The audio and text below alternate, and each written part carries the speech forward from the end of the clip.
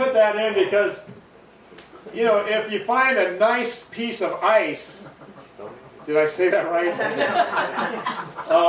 That the penguins can get up on, they'll use that as a gathering place. And look at how all the stain, the guano stain, they've been using that piece of ice for a long time. It's a place to hang out, and it's probably grounded, so it's a permanent, you know, semi-permanent piece of ice, and it's a good place to rest before you go back home and have to switch out on the nest with your mate and start dealing with those annoying chicks. So it's like stopping off at the bar on the way home, and you're just not in a real hurry to go and get into it. And then there's us. And we were talking about Nico Harbor earlier, yeah.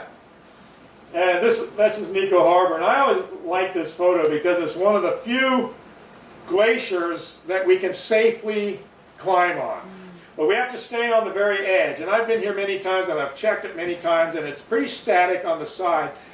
A little bit farther to the right, you start getting crevasses and ice movement and everything, but this is one safe place where we can climb way up onto the top, and you can look down on a glacier, a crevasse glacier, and onto the open water and everything. It's a great place. Before you leave that, you see that little indentation coming down? And the trail. Right Yeah, here? That. Is, Oh, is that where you're... Yeah. I wasn't going to say that. You know, there's always somebody, would it be okay if I just slid it? Of course, yeah, go for it, you know, and we'll pick up what's left of you at the bottom. You know? No, it's great fun. I've done that many times too. How cold? Oh, Antarctica is so miserably cold. Really, it's not. And it's fun to say, I mean, all the ice, and you know, you get winds, and it can be pretty inclement weather there at times, but also there are times when it's just unbelievable. You know, we've climbed up a short distance on this slope of a volcano, and everyone was just, oh God, taking our parkas off, taking our sweaters off, and we're sitting up here, and that wasn't a killer climb. That's, you know, a couple of 100 feet, 300 feet maximum.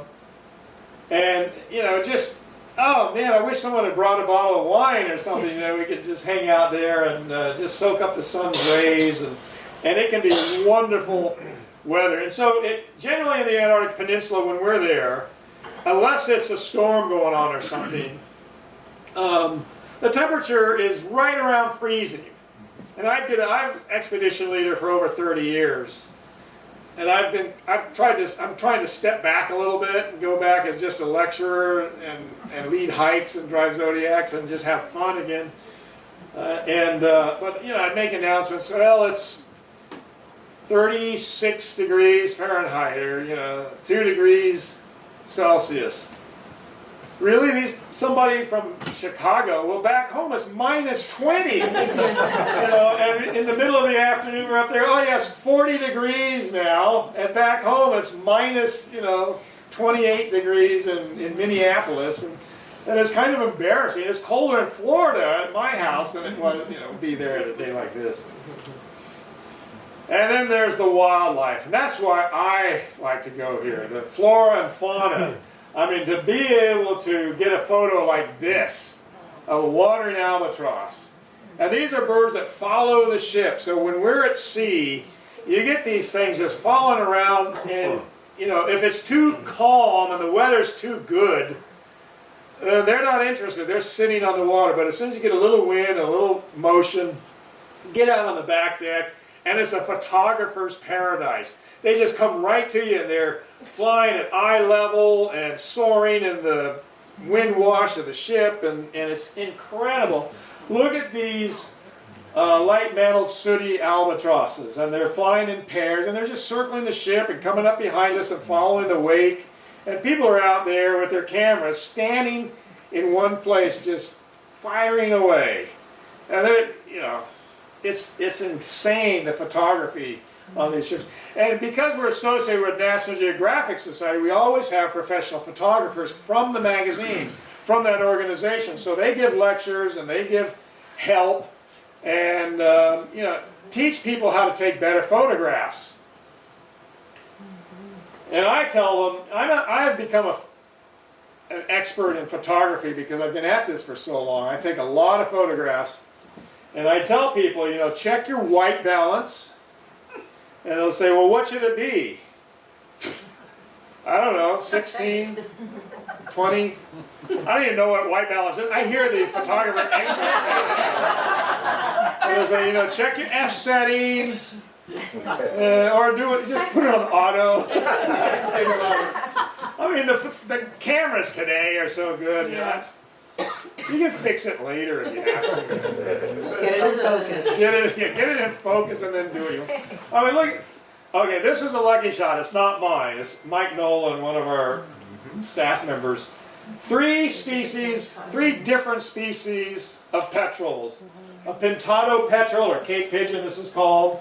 An Antarctic fulmar and an Antarctic petrel. I mean, incredibly rare bird right here. And when you talk to any bird expert, bird ticker, you know, and talk about the species of the birds that we see down in Antarctica, they're just, oh, you know, it's worth the price just to be able to see some of these birds that there's no other way you could do it. You know, giant petrel. This is as big as an albatross, but it's a petrel. And they're here to breed. So there's a short period of time when these birds can come to Antarctica to breed. The penguins are there to breed. That's the only reason they come ashore. The rest of the year they're out at sea.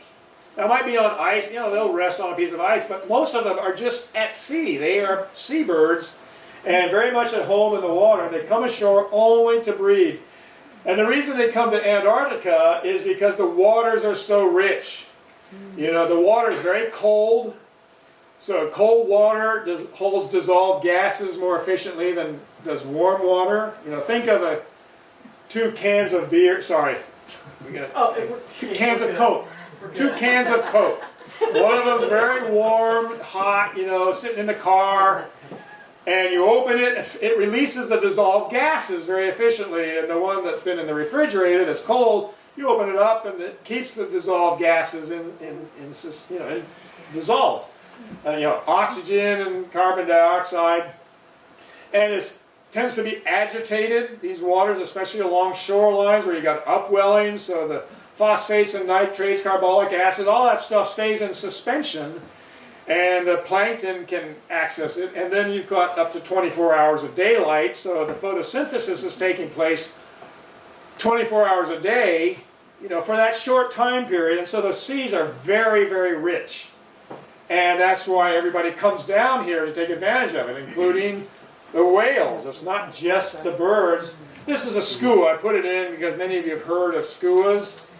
You know, they're beautiful birds. They're like a big, robust, hawk-like gull, very powerful, very pugnacious, and I love them, except they eat penguin chicks, and everybody gets mad at them, you know.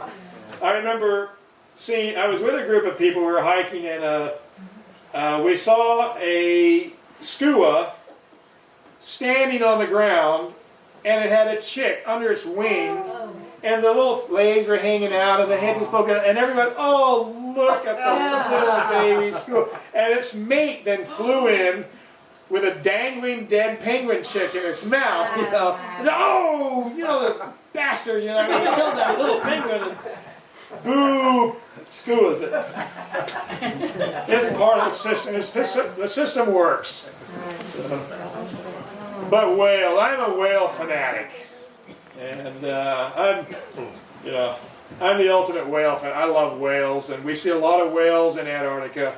We're seeing species in the last few years that are starting to appear. We're starting to find blue whales and southern right whales and things that haven't been in evidence for decades. They're starting to come back, especially blue whales, and it's so exciting to see. But this is a humpback whale. And we do a lot of whale watching, see? This is right from the Zodiac. Okay, this is more like it. And now we don't harass them, we don't chase them, we don't do that. But this is a situation where we saw the whales and we stopped our boats. Look, the engine is up. And these two whales came over to us and started poking around. I couldn't believe it. And this is near Hydroger Rocks, and they're always there every season. They come down during the short summer to feed, and we can depend on them being there. And this staff member here, Jason Kelly, is showing the proper way to stand in the pontoon in order to get that really good high-angle photograph. So I always tell people, now stand up on the pontoon to get that photograph. Good idea. That water's real warm, isn't it? Oh yeah. Put a life jacket on. You know, we swim in it, the staff especially swim in it a lot. Usually, you know, landing boats in the surf or trying to lift boats and falling in the water. And when we swim for as short a period as humanly possible to get out of the water. That's our swim. And killer whales. This is a killer whale group playing with a minke whale. Oh, they were having such fun. Yeah, I bet. And of course, you know, marine mammals. And the marine mammals come there during this time of the year, you know, to concentrate. You all know what krill is. I almost put a picture in. I meant to, and somehow I lost it. This is a shrimp-like crustacean that concentrates in unbelievable concentrations in certain areas. And so that's really so much of the food chain in the Antarctic waters. These are crab-eater seals, and they feed almost exclusively on the krill. They're not eating crabs, but it comes from a German word, Krabbe, which means shrimp. So when I say they're crab, and they say, you know, those early explorers were so stupid that they called them crab-eater. No, that's not where it came from. It came from Krabbe, you know, the German word for shrimp, because they knew they were eating shrimp-like things, like krill. Anyway, crab-eater seals are beautiful, and they're sometimes called the white seal. And apart from humans, of course, this is perhaps the species of mammal that is most numerous in the world, and apart probably from rats, you know, Norwegian brown rats or black rats and humans.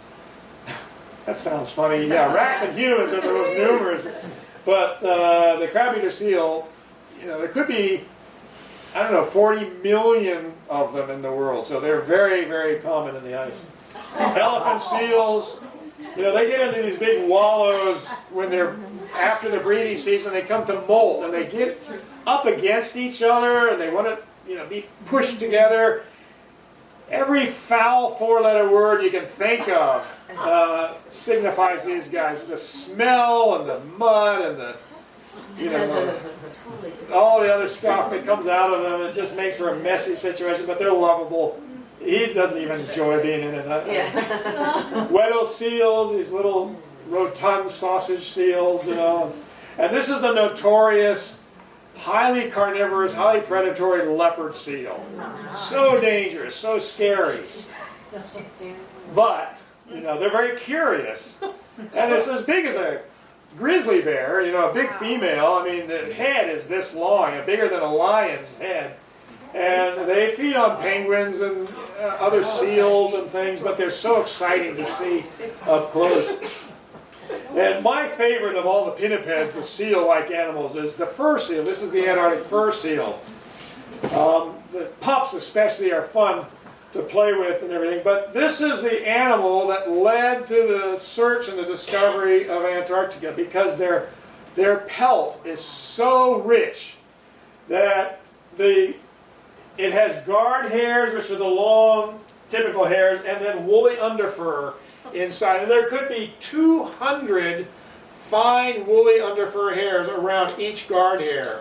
And so they were coming down there hunting these things to get their pelts. Now I'm cheating. This is the Arctic fur seal, but the same thing was going on down in Antarctica as well.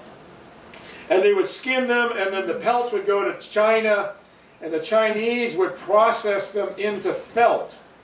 So, you know, you can shave the underneath of the skin so tight that you can brush the hairs out, the long guard hairs, and then you shave off what's left, the woolly underfur, and press it into felt. And that's why they were, you know, the ever-increasing search for fur seals led to the discovery of Antarctica. And then the explorers came. Charcot, you know, these guys would get their ships frozen in, and they'd be trapped. And you read any of those old stories of the explorers, and there always comes a time where it says, and they had to spend the winter. You know, it always happens where the ships got frozen, they couldn't get out, and then they have to start killing seals and penguins and trying to amass enough food to survive. And I'm a historian, and the human history of Antarctica, second to none. I mean, it's, many of you, I'm sure you're familiar with a lot of them. You know, Roald Amundsen, the first one to get to the South Pole.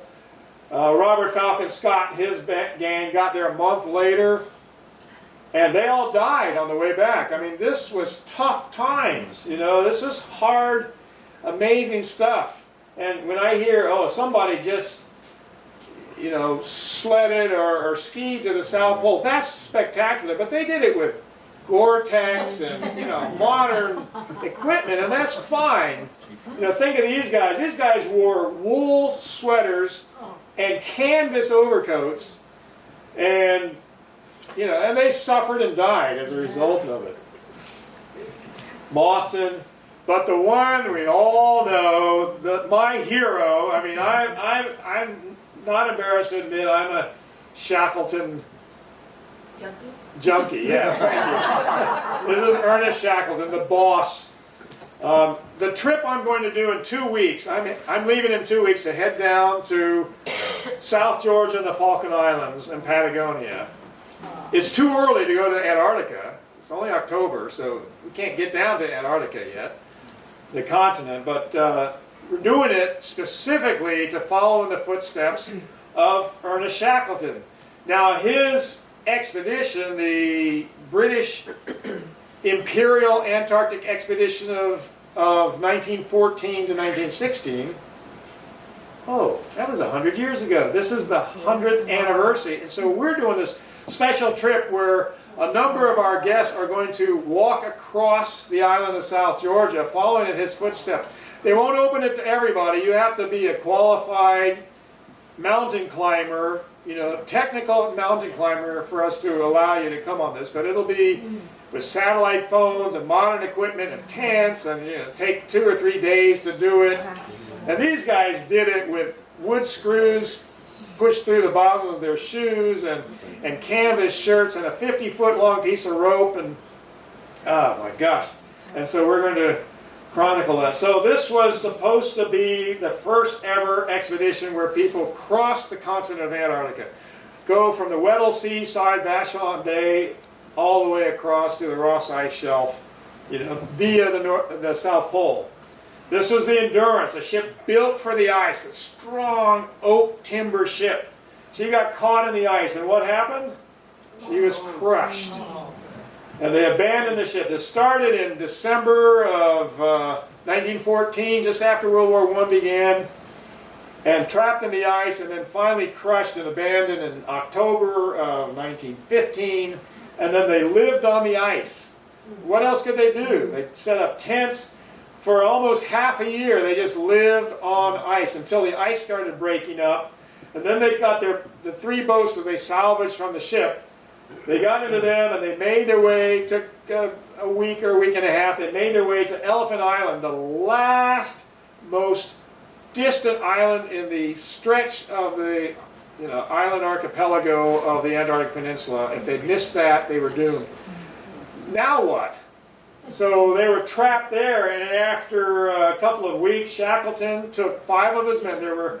There were 28 of them altogether, and he set off from Elephant Island right here and sailed 800 miles to South Georgia. That was their only hope. In a whaleboat, in a rowboat that they decked over with bits and pieces and built a little sail. And don't forget, this is the roughest water in the world. And at any time, because of the low pressure areas that circle the Antarctic continent, look at any time there might be half a dozen hurricanes like what we've got coming for us right now, circling the globe.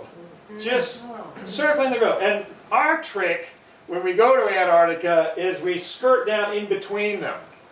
And sometimes our crossings are like a mill pond, which is boring because the albatrosses are just sitting on the water. We need a little bit of agitation and wind to get them flying and following the ship. But anyway, and he did it in April, in the middle of winter, the worst stormy conditions imaginable, and they're doing it in this little tiny boat going 800 miles, 16 days, and they found it. You know, they managed by some miracle to make it. Here they are setting off, and so 22 men were left behind, and they were there for 4 months, and not knowing if he had died, if he was ever coming back, if they were going to be rescued. But he did make it to South Georgia. There's South Georgia. Isn't that an incredible photograph? That's cloud conditions. That just shows you the wind pattern and the backwash off the island of South Georgia. And by the way, it's not South Georgia Island. It's South Georgia. You can call it the island of South Georgia if you prefer. So they reached it, ended up in King Haakon Bay right here on the wrong side of the island because all the whaling stations were on the leeward side, you know, on the north side of the island or east side, depending on, you can call it either one you want. So they somehow, he wanted to get to Stromness over here. And so he and 2 companions then hiked across this over an unknown mountain range that no one had ever crossed or explored before, just by dead reckoning, thinking it must be in that direction. And they crossed that, and in 36 hours they walked across, and through horrendous conditions, middle of winter, they made it, these 3 guys, and reached Stromness whaling station. The reason I'm going into this particular expedition is this is what's so important to us when we go to South Georgia. This is all we talk about. You know, it's so exciting. And over almost 2 years, you know, this is what they come to. They plan to land down here and then walk across, and they were almost within sight of the continent and couldn't get ashore, and then they were caught in the ice and they just drifted with the ship until it was crushed. And then they sat on the ice until they could break free. They made it to this island.